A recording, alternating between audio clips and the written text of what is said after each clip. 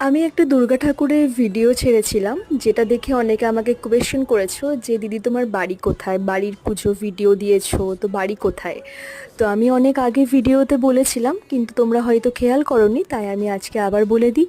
আমার বাড়ি হচ্ছে কাটোয়া থানার অন্তর্গত বিজয়নগর গ্রাম। মানে হচ্ছে আমরা এখন থাকি শ্রীরামপুরে।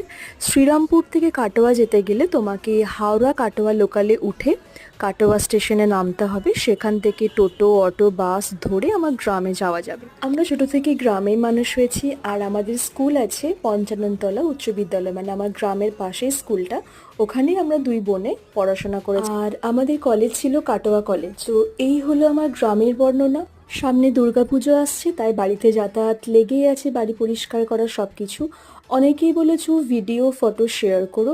আমি অবশ্যই শেয়ার করব তোমাদের সাথে ভিডিও ফটোগুলো, আর আশা করি তোমাদের ভালো লাগবে সেগুলো দেখতে।